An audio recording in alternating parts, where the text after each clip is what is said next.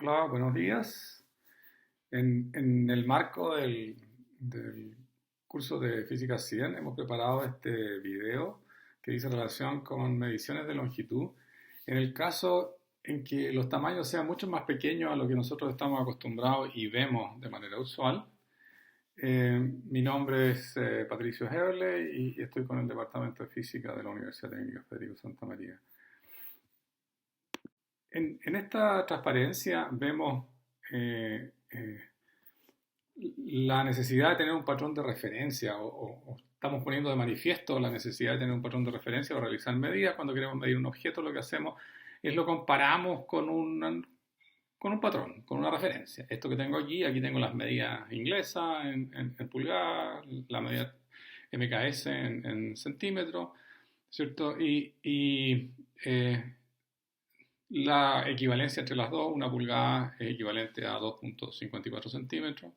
Eh, eh, Esto puede ser en escalas pequeñas, puede ser en escalas más grandes. Ahora, si queremos medir dimensiones más pequeñas, podemos usar un instrumento como este, que es un pie de metro, que de acuerdo a la definición del fabricante tiene una resolución de al menos 0,01 milímetros, o sea, 10 micrómetros. La pregunta es, ¿cómo hacemos para medir distancia cuando las longitudes que estamos midiendo son mucho más cortas? ¿Cierto? Ese es y podemos tener situaciones técnicas en que queramos hacer algo como eso. Y la verdad es que para distancias menores, esa es la pregunta, ¿cómo lo hacemos? La respuesta la da la naturaleza, ¿cierto? Eh, las ondas electromagnéticas, entre ellas la luz, tienen una cosa característica que es el color, y el color está asociado, el color de cada una de una onda electromagnética está asociada a su longitud de onda. Aquí vemos una transparencia donde se muestra todo el espectro electromagnético, desde las ondas de radio hasta eh, los rayos gamma, que tienen origen cósmico, ¿cierto? Este lo generamos nosotros, que tienen longitudes de onda desde los metros hasta longitudes de onda del orden de 10 a menos 13 metros, que son longitudes de onda muy cortas, frecuencias muy altas, pero nosotros estamos interesados en medir cosas que tienen que ver con la escala inferior a los micrones, o sea, en la escala de los nanómetros. Y tenemos este rango del espectro electromagnético que produce la luz visible, y podemos ver que asociado a cada uno de los colores del arco iris, ¿cierto? Que son los colores que nosotros podemos ver, hay una longitud de onda asociada, típicamente 530 nanómetros es el color verde, digamos, ¿cierto? Etcétera. Y la gracia que tiene esto es que si uno tiene una fuente que puede producir un solo color, puede usar esa como una indicación para una medida de longitud. Veamos la siguiente transparencia.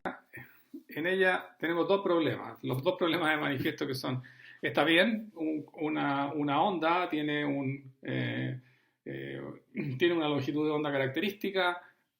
Supongamos que tengo una fuente donde la puedo emitir de un color. ¿Existe esa? Ese es el primer problema. O sea, primero necesitamos una fuente. La fuente de luz hoy día, ese problema está resuelto, tal cual como se indica aquí. La fuente de luz típica es un láser. Un láser es una fuente de luz que está especificada por la longitud de onda del color que emiten. Técnicamente esto es un poco más largo de explicar porque se puede hacer, pero se puede producir hoy día técnicamente una onda electromagnética que tenga una sola frecuencia en el rango visible. O aproximadamente una lo suficientemente delgada. Es el caso de este equipo aquí, que dice que tiene nominalmente una longitud de onda 532 nanómetros. ¿Ya?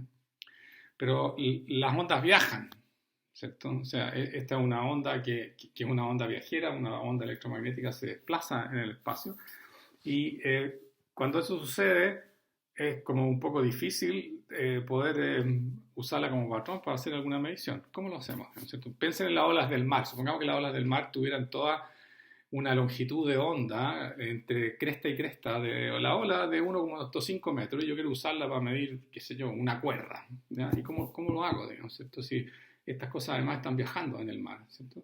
Tengo que arreglármelas para de alguna manera detener la onda, pero si la detengo, la hago desaparecer. Entonces, la verdad es que es una pregunta bien legítima y para eso es un problema que también está técnicamente resuelto. Usamos la interferencia o superposición de onda, que es sumar, eso es interferencia, es sumar las ondas en un lugar físico, ¿cierto? Veamos interferencia en tres transparencias, digamos, ¿cierto? Esto demora algo más en un curso formal, ¿no? Pero veamos. La interferencia entonces es superponer en algún lugar del espacio ondas como las indicadas en el diagrama. Esto de aquí supuestamente representa el campo eléctrico de una onda electromagnética. Falta mostrar el campo magnético, pero no lo quiero poner para no dificultar las cosas. Con el campo eléctrico es suficiente desde el punto de vista de las expresiones que necesitamos tener. El campo eléctrico de una onda monocromática, eso significa un color o una sola longitud de onda, se puede expresar de esta manera, donde lambda es la distancia que hay entre los máximos, ¿cierto? O entre cualquier punto que tenga el mismo valor, entre ese valor, entre este valor y no lo alcanzo a ver el otro. Así que estoy justamente desde aquí hasta ahí es una longitud de onda, ¿cierto?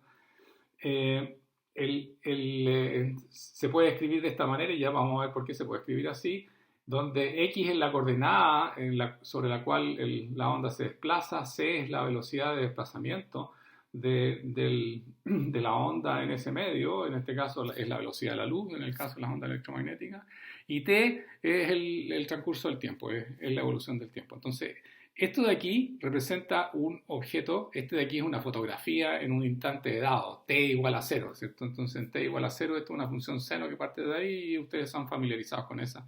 Se ve perfecto, digamos, ¿cierto? Ahora la pregunta es, sumemos dos funciones seno desplazadas, tal vez con alguna diferencia de fase entre una y otra y veamos cuáles son los efectos que estos tienen, digamos, ¿cierto? Aquí vemos el caso de dos ondas que están representadas por las curvas roja y azul, son esta de aquí. Estas ondas que estamos usando tienen todas amplitud 2, ¿cierto? La roja y la azul. Tienen una longitud de onda que la definí igual a 2pi y la velocidad c que la definí como 1. Cuando hago todas esas aproximaciones o simplificaciones, diría yo, obtengo una onda como la que se ve aquí. Eso es absolutamente interpretable desde el punto de vista de los resultados que se obtienen porque no cambia la esencia de lo que quiero mostrarles el hecho de considerar esta simplificación. ¿Ya? Entonces, si tengo dos ondas que están apropiadamente en fase, porque esto es que casi que phi igual a 0, o sea que la expresión que es 2 por seno de x menos t, ¿cierto? Cuando tengo esa onda dibujada en función de x y de t en el espacio, bueno, para hacerla una función de tiempo, esto debería poder moverlo. Y si ustedes van a la página web, esta que tengo destacada aquí, y apretan esta tecla, van a poder ver que la onda se mueve y van a tener el cuadro completo, ¿no es cierto? Así que los invito a que la visiten y hagan este ejercicio ustedes mismos. Entonces, cuando la amplitud de las dos son iguales y están las dos ondas en fase, o aproximadamente en fase como en este caso, se suman directamente las amplitudes y la amplitud de la resultante es dos veces, porque llegan al máximo al mismo tiempo, así que este valor resulta ser 4 veces, digamos, ¿cierto? Y además la longitud de onda es la misma de las dos longitudes de onda que estamos viendo antes. Ahora, si introduzco un desfase que es pitercio, ¿cierto? Que lo expreso aquí y lo ubico en la función g azul que se desplaza respecto de la roja, la veo de esta manera. Y ahora me doy cuenta que los máximos de cada una de ellas se alcanzan en distintas posiciones del espacio y por lo tanto el máximo de la onda resultante, la suma, la función en negro, ¿cierto? Está de alguna manera disminuido respecto del caso anterior. ¿Bien? Ahora, aquí llegamos a un caso bien interesante, el caso que les estoy mostrando aquí. Nuevamente, U es la función suma de f más g y f es la función roja, y G es la función azul, y U es la función en negro. Tal vez debería haber dicho eso antes, ¿no? El ángulo de desfase ahora entre las dos es 2 pi tercios, esto es 120 grados, y cuando hago ese desfase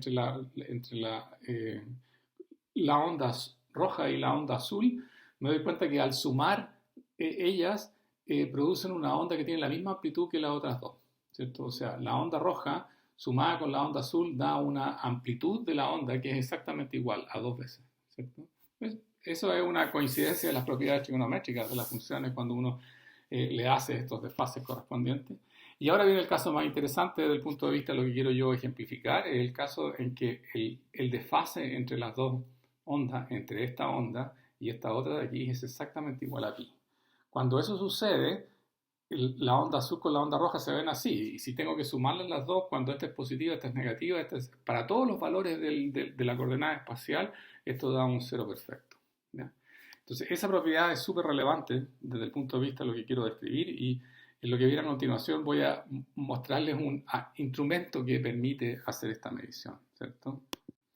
Este es el interferómetro de Michelson, y quiero explicarles más o menos, si uno entiende la trayectoria de la luz en porque ahora tengo una luz que es un rayo láser que incide desde esta posición, golpea en este espejo, y este es un espejo semiplateado que deja pasar la mitad de la radiación y la mitad de la radiación la refleja. Veamos primero el camino de la radiación que pasó. La radiación que pasó es el rayo 1.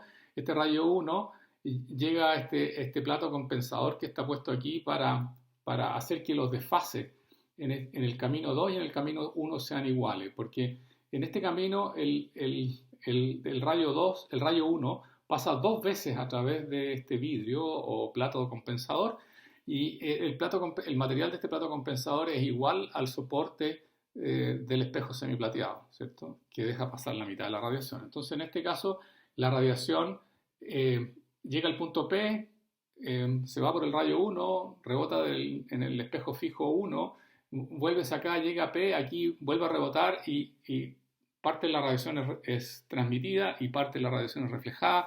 La radiación reflejada se va entre P y D, ¿cierto? Que es lo que indica este diagrama aquí, ¿cierto? Tengo el rayo incidente, se divide los dos rayos y luego ambos rayos se vuelven a juntar en la trayectoria PD, ¿cierto? El rayo 2 rebota de aquí, del punto P, ¿cierto? Va al espejo, vuelve hacia acá, parte de este rebota hacia la fuente y el otro es transmitido. Y el que es transmitido es el que se combina. En esta región de aquí se combinan el rayo 1 y el rayo 2 nuevamente, que es lo que pretende indicar este pequeño diagrama que tengo al costado, ¿ya? Entonces, la idea de esto es que yo voy a saber más o menos cómo es el desfase de una y otra, porque van a llegar con desfases distintos dependiendo de cómo sean las distancias L1 y L2. Si L1 y L2 son iguales, la radiación que llega al detector debería estar en fase, y al estar en fase debería duplicar las amplitudes, tal cual como les mostré en el caso anterior, y por lo tanto la intensidad sería igual a 4 veces la amplitud de una de las fuentes de radiación, ¿cierto? Entonces, lo importante es que el detector mide la amplitud que es proporcional mide la intensidad que es proporcional a la amplitud al cuadrado de la perturbación. Y ahora me van a disculpar porque tuve que escribir algunas expresiones para tratar de explicarles esto. Entre los puntos P y D, que es donde el rayo ya se han recombinado, se superponen las ondas electromagnéticas del rayo 1 y el rayo 2. Entonces, el rayo 1 lo puedo expresar de esta manera, donde x1 es la coordenada de desplazamiento de la onda electromagnética en la dirección, o de la luz en la dirección que x1, ¿cierto? Y x1 se mide en la dirección horizontal, ¿ya? De tal manera que la radiación que tiene que recorrer, y la puedo evaluar en cada instante de tiempo y en cada posición, pero la trayectoria total es 2 veces L1 de ida y vuelta desde el espejo al punto PD, ¿cierto? Porque la radiación hay que recorrerla en las dos direcciones. El rayo 2 es lo mismo que el rayo 1, pero he cambiado aquí la expresión para la coordenada de desplazamiento, que en este caso es x2, porque este de aquí va en la dirección vertical, el rayo que está en naranjo en la expresión anterior, ¿cierto? Entonces, digo esto para delta x igual a 0 y quiero recordarles lo que eso significa. Nos vamos a esta expresión delta x igual a 0, significa que este punto de aquí no lo tengo desplazado. Entonces, cuando esto no está desplazado, lo que quiero hacer es que efectivamente la radiación que viene o sea, el rayo 2 y el rayo 1, efectivamente tengan la misma fase cuando estén en la zona PD, en esta zona de aquí, ¿cierto? Y si tienen la misma fase, se van a superponer dando una amplitud máxima, que es la suma de las dos amplitudes, que elevando al cuadrado queda 4 veces la amplitud de cada una de ellas. Entonces, hacemos ese ajuste. ¿Y cómo hacemos ese ajuste? Bueno, ese ajuste, créanme, la forma de hacerlo es escogiendo que x2 sea igual a x1 más 2nπ. Entonces yo ajusto este valor de x1 de tal manera, lo tornillo ahí, de tal manera que la diferencia entre estos dos sea igual a 2nπ, donde n puede ser un número entero solamente, ¿cierto? Y cuando hago eso, reemplazo este valor de x2 en esta expresión y hago la suma de E1 más E2, ¿cierto? Que son las dos ondas electromagnéticas asociadas al rayo 1 y al rayo 2. Cuando hago la suma me doy cuenta que este segundo término me queda una expresión más 2nπ. Un seno de una fase más 2nπ es el seno de la fase correspondiente, ¿cierto? Porque 2nπ significa desplazar todo en una longitud de onda. ¿Y qué es lo que me significa eso? Significa que la expresión 1 y la expresión 2 van a ser las mismas y por lo tanto las puedo sumar y me va a quedar que la amplitud total va a ser 2 veces A y la intensidad va a ser, por esa razón, va a ser 4 veces A al cuadrado. Entonces ahora se alarga el brazo en la zona L2 de tal manera que me dé un delta X distinto de 0. Entonces veo qué pasa con la amplitud de los campos. Aquí tengo la onda electromagnética asociada al rayo 1, va a seguir igual, esa no la voy a cambiar, pero la del rayo 2 tengo que sumarle este cambio de la longitud adicional y tengo que ponerle 2 veces el largo delta X, ¿cierto? Se supone que estos valores de X están medidos en la razón entre P y D, digamos, ¿cierto? Cuando ya los rayos se han recombinado y la radiación ya ha pasado 2 veces por la zona donde se encuentra el aumento de la longitud del brazo L2, ¿cierto? Entonces, sencillamente este delta X lo multiplico por este factor que está en el frente y lo puedo escribir finalmente de esta manera. O sea, lo puedo escribir con E2 es como A seno de esta expresión más phi. Y si ustedes se dan cuenta, lo que tengo aquí es esta misma expresión, pero desfasada en phi, que es exactamente lo que hicimos antes cuando hicimos la suma de las ondas. Entonces, yo lo que he hecho acá es escoger la misma suma, los mismos valores de phi que tenía antes, 0, pi tercio, 2 pi tercio y pi, y aquí lo que he instalado son los valores de delta X que corresponden a esto. ¿Qué valores de delta X corresponden? Bueno, para 0, 0, cuando esto es un máximo, esto en este punto. Cuando es lambda doceavo, el desfase es pi tercio, y cuando es pi tercio sabemos que hay una diferencia. Ya el valor máximo no es 4a cuadrado para la intensidad, no es 2a, es algo menor. Sabemos que cuando es pi sexto, la amplitud es exactamente igual. O sea, cuando tengo las dos cosas que miden A, la resultante va a medir A, así que la intensidad al cuadrado va a ser A al cuadrado. Lo que representa este gráfico de aquí, entonces, es la intensidad medida en el detector en función del cambio de longitud, delta X, que le estoy sometiendo al brazo 2. ¡Wow! Entonces, significa que cuando yo cambio la longitud de onda, cuando paso de este mínimo a este otro mínimo, significa que la longitud del brazo 2 ha cambiado en media longitud de onda. Y la longitud de onda para nuestro ejemplo particular son 532 nanómetros, ¿ya?